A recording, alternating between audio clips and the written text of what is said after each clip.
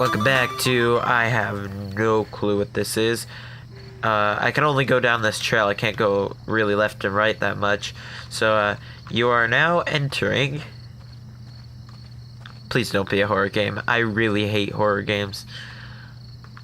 And that's it. That's it? Okay, the meaning of this game won't be clear just yet. Please be patient with me for a few more games, and I promise you'll see what makes it interesting. Okay, I'll be patient. December! Hey, we're in a whole new month. This guy poops out games like nothing. Nonsense. Oftentimes, Coda would put bizarre titles like this one at the start of his games. Whoa, this is cool. I wish I'd known him at the time that he was making these early games. He would really only talk to me about his work as he was making it. Once he stopped work on a game, that was it. It was dead to him. And I don't agree with that at all, but what are you gonna do? Okay. I want to see your beginner's guide too. It's a really good game. Hey, come on. Once you've been slowed to an absolute crawl, the door at the top of the stairs opens. So why, if Coda's not showing these games to anyone, why bother opening the door at all? No. Well, to show you, I'm modifying the game here so that when you press enter, it'll bring you back up to full speed so you can enter the door for yourself.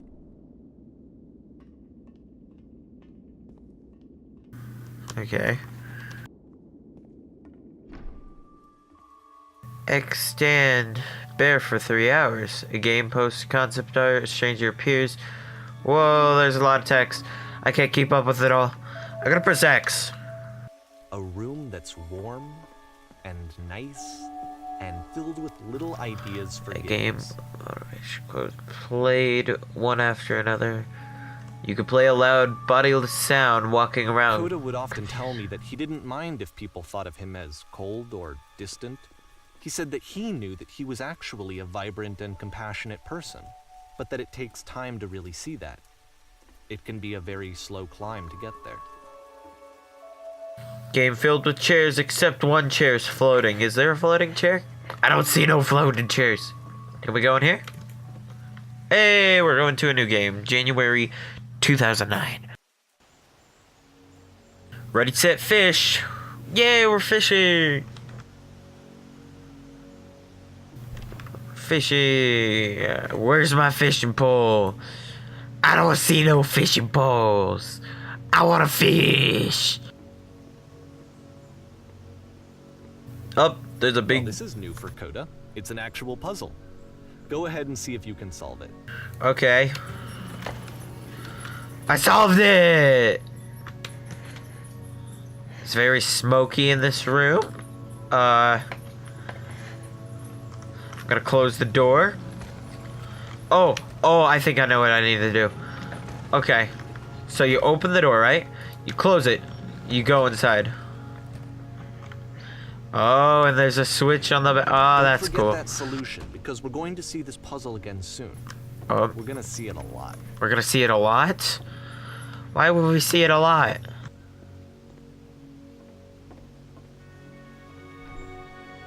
So that seems to be it, right? You walk down a corridor, you solve a puzzle, you get to the end. Simple enough. Yeah. Alright, now I'm going to modify the game again, so that when you press enter, it'll remove all of the walls from this room. Okay. Whoa. Whoa, this is very big. How about that? There was more to it than we had any way of knowing. I actually find it funny that this game comes after the Stairs game, since they essentially convey the opposite idea. So, in the Stairs game, a dull exterior concealed a rich interior. And then, in this level, a dull interior hides this fantastic outer world. Whoa. Either way, I think that the point is the same, is that most of the time you don't get to know what you're missing, or even that you're missing anything. That's not your role as a player. So if your role here is not to understand, then what is it? I don't know. You tell me. Oh, we're back here. Let's go this way. We can't go that way. Okay. Let's go forward. You are now exiting. Aha.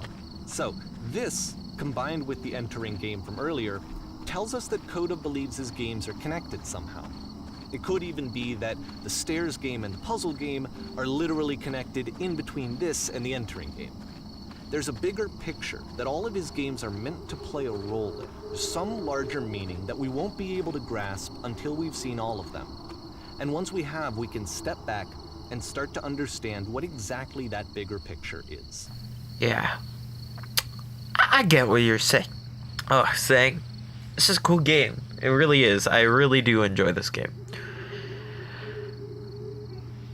Oh, it's a lot like the Stanley Parable in a way. Like a weird way. I do like it though. The great and lovely design. Whoa! There's a nice little house over here. In the middle of nowhere. Its name is Courage, the Cowardly Dog, because he lives in the middle of nowhere. Okay. Let's talk about video game development for a second. Okay. Every video game runs on what's called an engine, which determines what the game can and cannot do. So in other words, the engine is a set of tools for game development. Yeah, nice carpet, dude. Hey, to make all of these games, Coda is using an engine called Source. Like all engines, Source has certain things that it does well, and it has certain things that it does poorly. One of the things that it does very well is boxy linear corridors. That's why so many of Coda's games are set in these large, flat, empty rooms, is just because he's working with what the engine does well. Shiz. No, I didn't make it! The tools available to the creator shape what kinds of creative work they're gonna end up making. Whoa. You might consider paying attention to the architecture in Coda's games, to notice how they seem to stem from an engine that's very good at producing linear, boxy corridors. These are linear. They're roundier.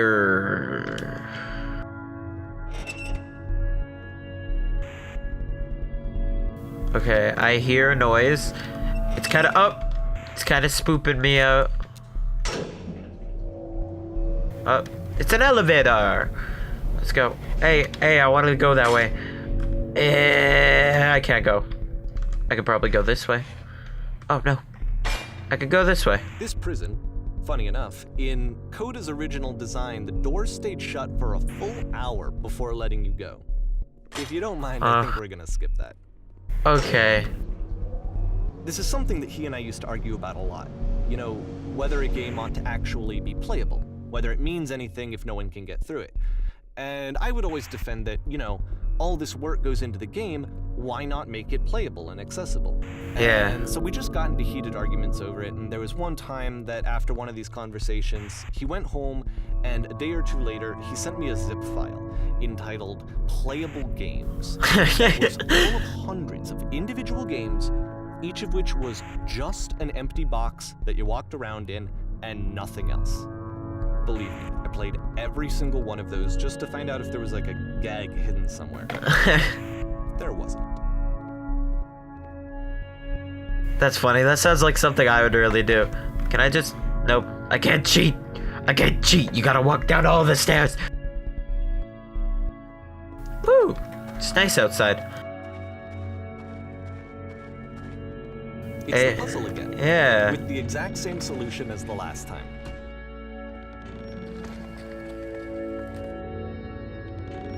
There's still no clear indication of what makes this puzzle so special that Coda is going to return to it over and over. Yeah. But I promise I'll share with you my interpretation very shortly. Okay. Okay, very shortly. I trust you. I trust you, Stanley Parable, dude.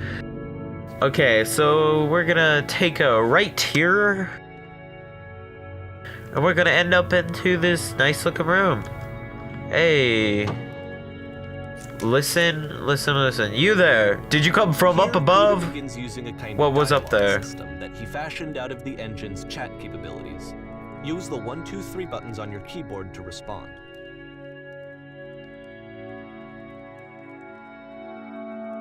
I'm gonna do 2. Yes, there was an enormous prison. I spent in hours. That world above, you've there. Now this is important. Did you get to a puzzle with 2 doors and a switches? Yes, I did. Literally the last thing I did before coming here. Yeah. Again, perfect. Now, please tell us how you solved it.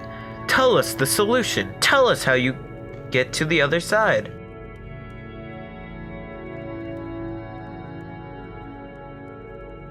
Trust me, you don't want to go over there. Oh no, but we do. We need to get there. Do you understand? It is the most important thing in the world. We have to escape this prison. Must be an ending. I promise you, there is nothing I want more. That's weird how their heads like move. Is that it?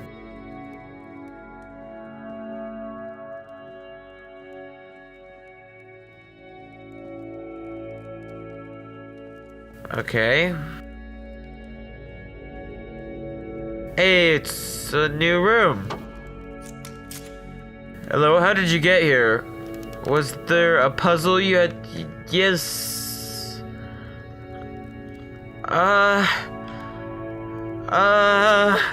Yes. Want to know how to solve it? No, we actually find blank space between doors to be far more interesting. Have you seen it?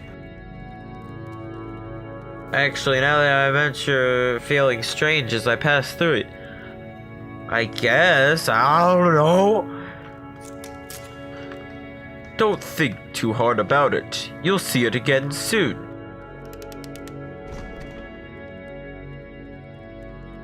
Okay.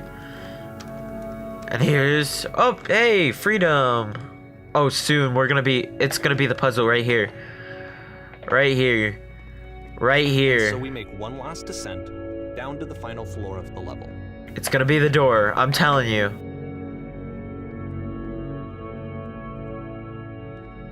Huh? Is that a street? It's a nice looking street. Whoa. It's a lamppost.